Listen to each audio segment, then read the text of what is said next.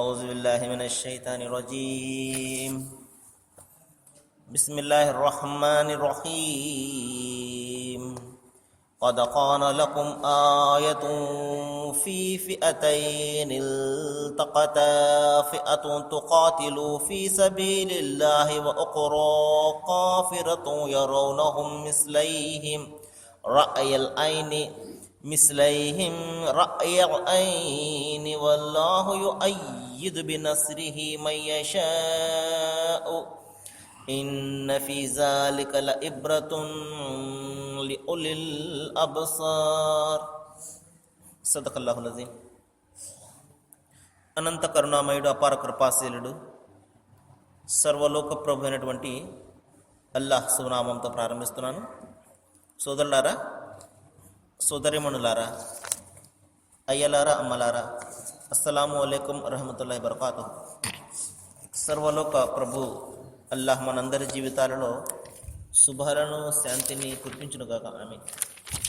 ఇంతవరకు మీ ముందు మానవులందరి మార్గదర్శక గ్రంథం, విశ్వప్రభువు కరుణామయుడు అల్లాహ్ మానవాళి కోసం అవతరింపజేసినటువంటి చివరి మార్గదర్శక దైవ గ్రంథం దివ్య ఖురాన్ నుండి 3వ అధ్యాయం 13వ వాక్యం యొక్క అరబీ మూలంను మీ ముందు పఠించడం జరిగింది. ఈ వాక్యం యొక్క అర్థాన్ని తెలుసుకునే ముందు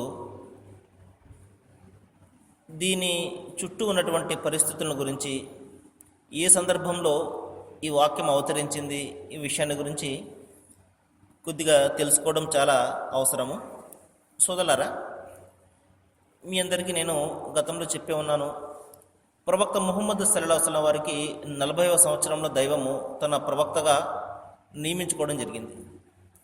మరి 40 ఏళ్ళ వరకు కూడా ఆయన అతి సాధారణమైనటువంటి జీవితం గడిపారు. అయితే చాలా ప్రభావవంతమైనటువంటి జీవితాన్ని ఆయన మక్కా ప్రజలకు చూపించడం జరిగింది. మరి ఆయనను సాదిక్ అనేవారు, ఆమీన్ అనేవారు. అంటే ఎన్నడూ కూడా అబద్ధం అనేది ఆడనటువంటి వ్యక్తిగా ఆయనను గౌరవించేవారు. మరి అమానతుదారుగా, అంటే నమ్మి ఏదైనా మాట ఇచ్చినా, లేకపోతే నమ్మి అతని వద్ద ఏదైనా ఒక వస్తువులు దాచినా కూడా ఏమాత్రం కూడా మరి ద్రోహం చేయకుండా తిరిగి అప్పగించేవాడిని ఆమీన్ అని పిలవడం జరుగుతుంది. ఈ విధంగా ప్రవక్త వారి వద్దకు అందరూ కూడా తమ వస్తువులను భద్రపరుచుకునేవారు. ఆ రోజుల్లో వ్యాపారాల నిమిత్తము మరి దూర ప్రాంతాలకు వాళ్ళు వెళ్ళేవారు. తిరిగి వచ్చే వరకు విలువైనటువంటి వస్తువులను ప్రవక్త వారి వద్ద భద్రపరుచుకునేవారు. వచ్చిన తర్వాత తిరిగి తీసుకునేవారు. ఈ విధంగా ప్రజలందరి ముందు ఒక చక్కటి మరి జీవితాన్ని ఆయన మక్కా ప్రజల ముందు ఉంచడం జరిగింది 40 ఏళ్ల పాటు. ఆ తర్వాత సోదరులారా, ప్రవక్త పదవి రాగానే దైవం ఆయనను తన చివరి ప్రవక్తగా ఎన్నుకున్న తర్వాత ఆయన 3 సందేశాలను ఆ మక్కా ప్రజలకు అందజేయడం ప్రారంభించారు. అది ఒకటి ఏమిటంటే, ఓ నా మక్కా ప్రజలారా, దైవం కేవలం ఒక్కడు మాత్రమే. మిథ్యా దైవాల ఆరాధనను మీరు మానండి. దైవాన్ని నేరుగా ప్రార్థించండి.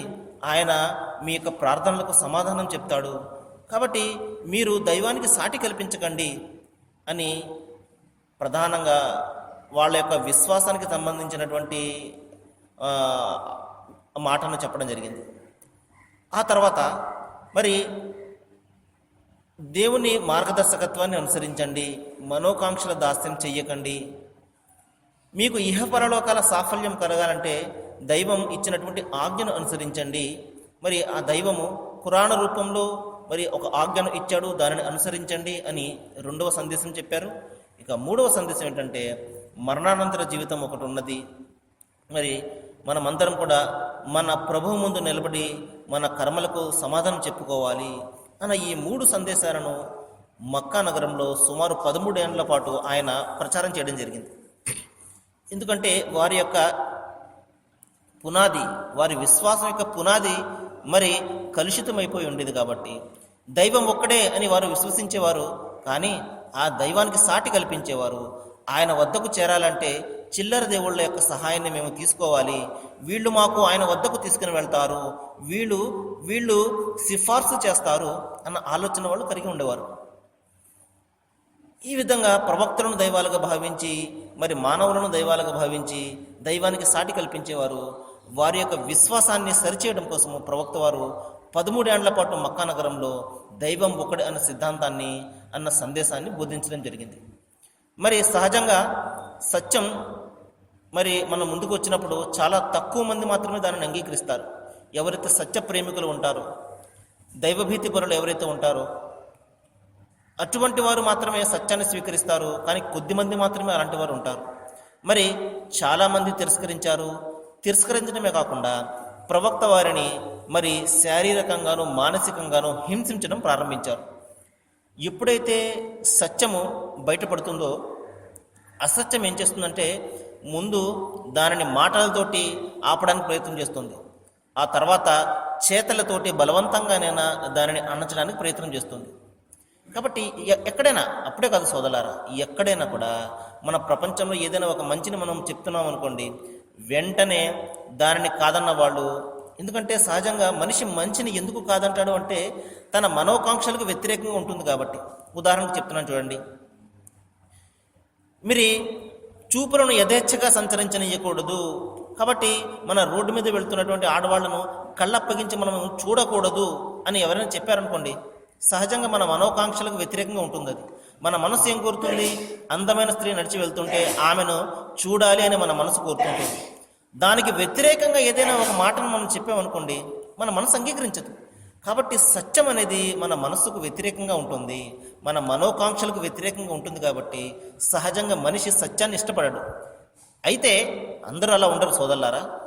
అందరూ ఆ విధంగా ఉంటే సమాజం ఎప్పుడూ నాశనం అయిపోయేదే.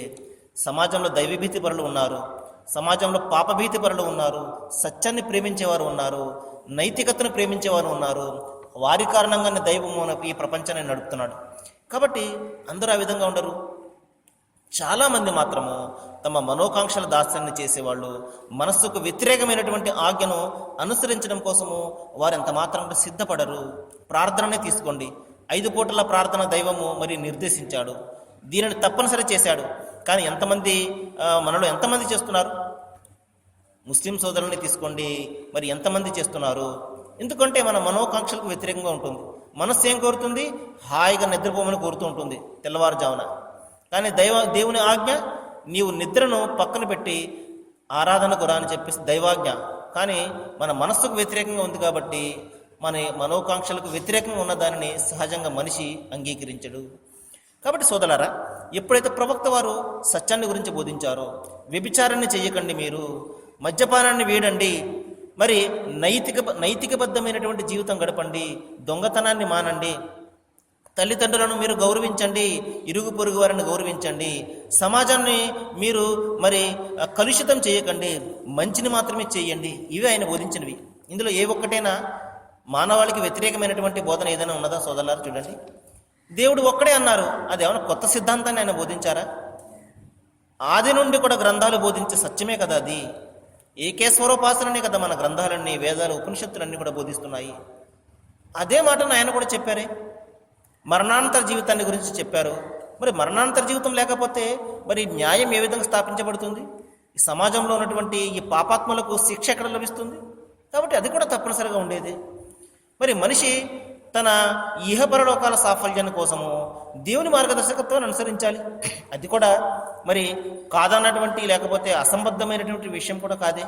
ఎందుకంటే మనిషి బలహీనమైనటువంటి జ్ఞానాన్ని కలిగి ఉంటాడు, అతని చట్టాలు కూడా బలహీనంగా ఉంటాయి. కాబట్టి అతను తన దైవం మీద మరి బలహీనతలకు అతీతుడైనటువంటి ఆ దేవుని జ్ఞానం మీద ఆధారపడాలి. ఇది కూడా సరైనటువంటి విషయమే. కాబట్టి ఆయన చెప్పినటువంటి మాటలన్నీ కూడా మరి సత్యాలు అయినప్పటికీ కూడా కొద్దిమంది మాత్రమే విశ్వసించారు.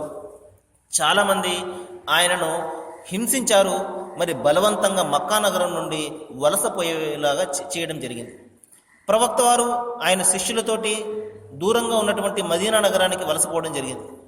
13 ఏళ్ల పాటు మక్కా నగరంలో ప్రచారం చేసిన తర్వాత మరి మదీనా నగరానికి వలస వెళ్ళిపోయిన తర్వాత కూడా ప్రవక్త వారిని వదలలేదు. అక్కడకు కూడా వచ్చి వారు హింసించడం మొదలుపెట్టారు. మరి తప్పనిసరి పరిస్థితిలో అక్కడ ఒక పోరాటం చేయవలసి వచ్చింది, ఆత్మరక్షణ పోరాటం మాత్రమే. ఎందుకంటే ఎవరైనా ఉదాహరణకు చూడండి, గదిలో తలుపులు వేసి పిల్లిని కొడుతుంటే పిల్లి కూడా తిరగబడుతుంది. ఈ విధంగా బలహీనులను అణిచివేస్తున్నట్లయితే మరి ఎంతో కాలము ఆ అణిచివేత కొనసాగదు, అతను తిరగబడతాడు. అదేవిధంగా ఈ విధంగా మక్కా నగరంలో ఉన్నటువంటి ఆ అవిశ్వాసులు ప్రవక్త వారిని మరి శారీరకంగాను ఆయన శిష్యులను మరి రాచిరంపాన్ని పెడుతున్నప్పుడు, అంతేకాకుండా సుమారు 1000 మంది మరి ఆయుధాలతోటి ప్రవక్త వారి మదీనా నగరం మీద దండెత్తి వచ్చినప్పుడు అక్కడ ఆత్మరక్షణ నిమిత్తము ఒక యుద్ధాన్ని చేయడం జరిగింది. అది ఇస్లామీయ చరిత్రలో మొట్టమొదటి యుద్ధము. దానినే జంగే బదర్ అంటారు. బదర్ యుద్ధం అని చెప్పడం జరిగింది. అక్కడ ఆ విషయానికి సంబంధించి దైవము ఇక్కడ కొన్ని వాక్యాలను ఇక్కడ అవతరింపజేశాడు. అదేమిటంటే చూడండి, ఓ ప్రవక్త, మీ సందేశాన్ని ఎవరైతే స్వీకరించడానికి నిరాకరిస్తారో వారికి మీరు ఈ విధంగా చెప్పండి. ప్రవక్త వారితో చెప్తున్నాడు దైవము, మీ సందేశాన్ని ఎవరైతే తిరస్కరిస్తారో వారికి ఈ విధంగా చెప్పండి. ఏమని? కొద్ది కాలంలోనే మీరు లోబరుచుకోబడతారు. కొంతకాలం అవుతుంది, మరణం వచ్చేస్తుంది. ఆ తర్వాత మీ సకల సాధన సంపత్తి అంతా కూడా దేవుని వద్దకు వెళ్ళిపోతుంది. ఇక్కడ అనుభవించినటువంటి అధికారము మీ వద్ద ఉండదు, డబ్బు దర్పాలు ఉండవు, సంతానం ఉండదు, ఏది కూడా ఉండదు, గౌరవం ఉండదు, ఏది కూడా ఉండదు. అన్నీ కూడా దేవుని వద్దకు వెళ్ళిపోతాయి. ఒంటరిగా మీరు దేవుని వద్దకు రావాల్సి ఉంటుంది. అప్పుడు మిమ్మల్ని ఎవరైతే తిరస్కరించారో, మీ ధర్మాన్ని ఎవరైతే తిరస్కరించారో మరి వారు భయంకరమైనటువంటి నరకంలోనికి తరమబడతారు అని దైవం ఇక్కడ హెచ్చరిస్తున్నాడు. ఆ తర్వాత సోదరులారా, మరి ఇంకొక మాట చెప్తున్నాడు. బదర్ యుద్ధ రంగంలో మరి ఎవరైతే 2 వర్గాలు తలబడ్డాయో వాటిలో మీకు ఒక గొప్ప గుణపాఠం ఉన్నది. ఇప్పుడే నేను చెప్పడం జరిగింది బదర్ అనే యుద్ధం ఎందుకు జరిగింది అని. మరి ప్రవక్త వారి మీద సుమారు 1000 మంది దండెత్తి రావడం జరిగింది. మరి ప్రవక్త వారు ఆయన శిష్యులతోటి సుమారు 313 మంది మాత్రమే, అంటే సుమారు తమ కంటే 3 వంతులు ఎక్కువైనటువంటి ఆ యొక్క అవిశ్వాసులను ఆయన ఎదుర్కోవడం జరిగింది. 313 మంది విశ్వాసులైతే సుమారు 1000 మంది అవిశ్వాసులు. చూడండి, సహజంగా మనం చూసినట్లయితే అవిశ్వాసుల యొక్క వర్గమే విజయాన్ని సాధించాలి ఇక్కడ. ఎందుకంటే చాలా ఆయుధాలు వారి వద్ద ఉన్నాయి, సుమారు 300 మంది ఎక్కువ మంది ఉన్నారు. అయినప్పటికీ కూడా దేవుని మహిమతోటి విశ్వాసుల యొక్క విజయము అక్కడ లభించడం జరిగింది. సోదరులారా చూడండి, కాబట్టి జనసంఖ్యను బట్టి విజయాలు రావు ఎంత మాత్రం కూడా.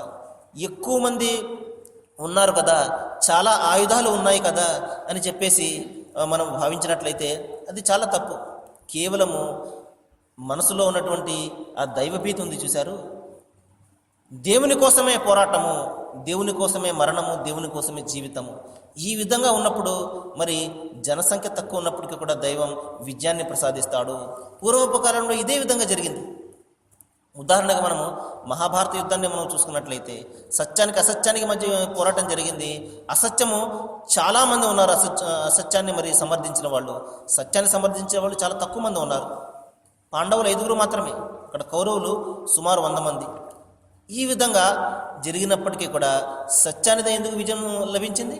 ఎందుకంటే సత్యానికి ఆ శక్తి ఉంటుంది, ఆ ధైర్యం ఉంటుంది ఆ సత్యానికి.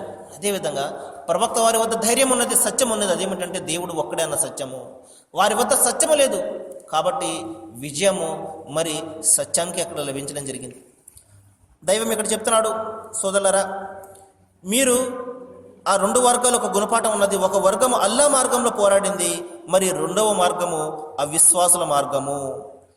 మరి విశ్వాసులకు 3 వంతులుగా ఎక్కువ మంది ఉన్నారు. అది చూసేవాళ్ళు స్వయంగా చూశారు. చాలామంది అనుకున్నారు 1000 మంది ఈ 300 మందిని నలిపేస్తారు, ఈ రోజున సత్యాన్ని తొక్కేస్తారు, మాదే మరి ప్రాబల్యం జరుగుతుంది, మేమే విజయం సాధిస్తామని చాలా గర్వంగా చెప్పుకున్నారు. ఎందుకంటే వారి వద్ద ఆయుధాలు లేవు, వీరి వద్ద సకల ఆయుధాలు ఉన్నాయి. అయినప్పటికీ సోదరులారా, ఏం జరిగింది? దైవం చెప్తున్నాడు, తాను ఇష్టపడ్డ వారిని అల్లాహ్ తన సహాయంతో బలపరుస్తాడు. ఎందుకంటే సత్యాన్ని బలపరుస్తాడు ఆయన, కాబట్టి బలహీనులని ఆయన బలపరుస్తాడు. ఎందుకంటే బలహీనుల వద్ద మాత్రమే సత్యం ఉంటుంది, బలవంతుల వద్ద సత్యం ఉండదు, అసత్యం మాత్రమే ఉంటుంది. కళ్ళున్న వారికి ఇందులో మహత్తరమైనటువంటి బోధ ఉన్నది అని దైవం ఇక్కడ సెలవీయడం జరిగింది. ఆ తర్వాత సోదరులారా, కొద్దిసేపు మనం ప్రవక్త వారి యొక్క ప్రవచనాల గురించి విందాము. ప్రవక్త ముహమ్మద్ సల్లల్లాహు అలైహి వసల్లం వారు మరి ఒక సందర్భంలో ప్రయాణానికి సంబంధించి ఒక ప్రార్థనను నేర్పారు వాహనాన్ని నడిపే సమయంలో. అదేమిటంటే సుబ్హానల్లజీ సఖర లనా హాజా వమా కున్నా లహు ముక్రిన్ వ ఇన్న ఇలా రబ్బినా లమున్కలిబూన్. చాలా అత్యుత్తమమైనటువంటి ప్రార్థన ప్రవక్త వారు చెప్తున్నారు.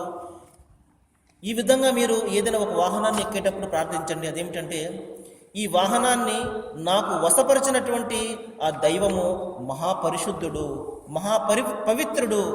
ఆయన నాకు ఈ శక్తిని ఇవ్వకపోతే నేను ఈ వాహనాన్ని నడిపేవాడిని కాను అని మీరు దేవుని పేరుతోటి ఈ స్తోత్రాన్ని చేసి మీరు వాహనాన్ని నడపండి అని ప్రవక్త వారు మానవాళికి మరి బోధించడం జరిగింది. ఆ తర్వాత సోదరులారా, మరి ఇంకొక అంశం ఏమిటంటే ఆరాధన, ఆవేదన. సహజంగా మనిషికి కష్టాలు కలుగుతుంటాయి, అనేక రకమైనటువంటి మరి ఆపదలు కలుగుతుంటాయి. మరి అతని ఆరోగ్యపరంగా కానివ్వండి, అతని భార్య బిడ్డలకు ఆరోగ్య సమస్యలు కానివ్వండి, అతనికి ఆర్థిక సమస్యలు కానివ్వండి. ఎందుకంటే మనిషి ప్రపంచంలోనికి రావడమే పరీక్షలను ఎదుర్కోవడానికి వచ్చాడు.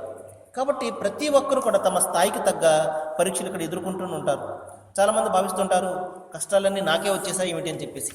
అలా కాదు సోదరులారా, ప్రతి ఒక్కరూ కూడా తమ స్థాయికి తగ్గ పరీక్షలను ఇక్కడ ఎదుర్కొంటున్నారు. ఎందుకంటే ఇదంతా కూడా పరీక్షా ప్రపంచం. కాబట్టి తప్పనిసరిగా మనము పరీక్షలను ఎదుర్కోవాలి.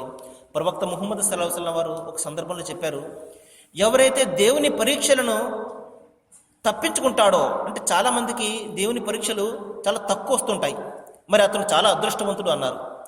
మరి ఎవరైతే దేవుని పరీక్షలను ఎదుర్కొని సహనంతో వహిస్తాడో, సహనాన్ని వహించి ఆ పరీక్షలను ఎక్కుతాడో అతడు మరింత అదృష్టవంతుడు అన్నారు.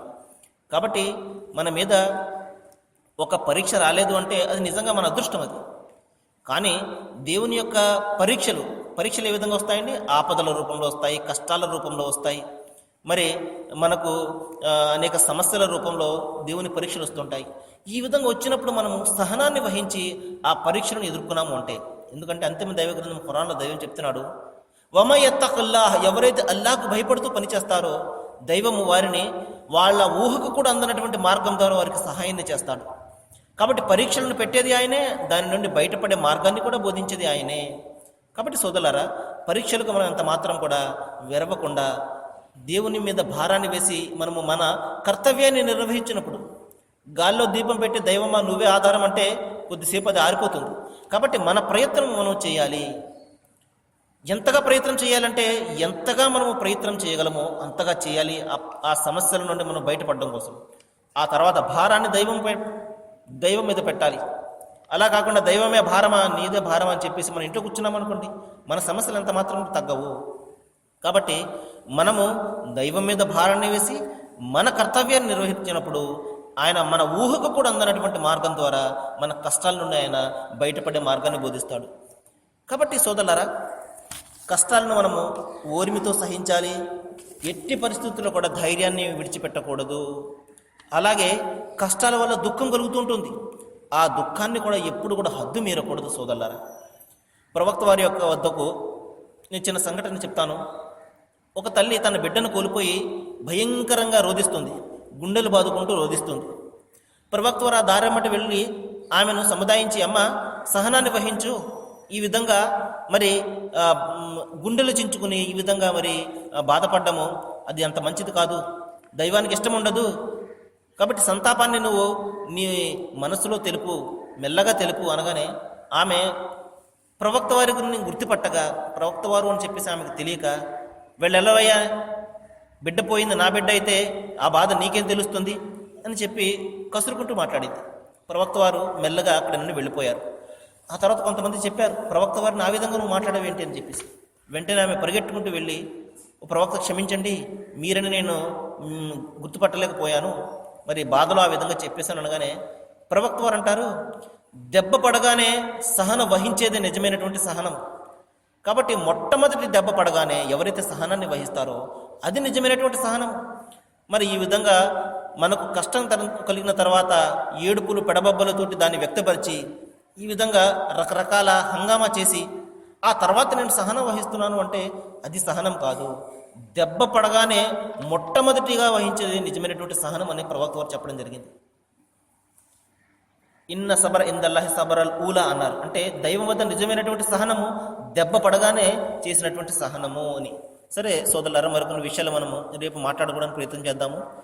మరి ఈ రోజున మన చర్చకు వచ్చినటువంటి అంశం ఏమిటంటే, మరి జనసంఖ్య ఎంతగా ఎక్కువగా ఉన్నప్పటికీ కూడా దైవము సత్యాన్ని బలపరుస్తాడు. సత్యాన్ని సమర్థించేవారు తక్కువ మంది ఉన్నప్పటికీ కూడా దైవం వాళ్ళకి విజయాన్ని ప్రసాదిస్తాడు. ఎందుకంటే సత్యానికి ఆ ధైర్యం ఉన్నది, సత్యానికి ఆ సామర్థ్యం ఉన్నది. దైవం ఎప్పుడు సత్యాన్ని సమర్థిస్తాడు. మరి ఇదే విధంగా బదర్ అనే యుద్ధంలో జరిగినటువంటి సంఘటన కూడా అదే. అవిశ్వాసులు సుమారు 1000 మంది ఉన్న, విశ్వాసులు కేవలం 300 మంది మాత్రమే ఉన్న దైవము విశ్వాసులకు విజయాన్ని ఇచ్చాడు.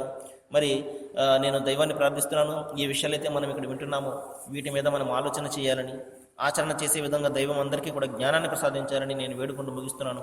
వాకిరుద్దవన అనిల్ హమ్దులిల్లాహి రబ్బిల్ ఆలమీన్. అస్సలాము అలైకుం.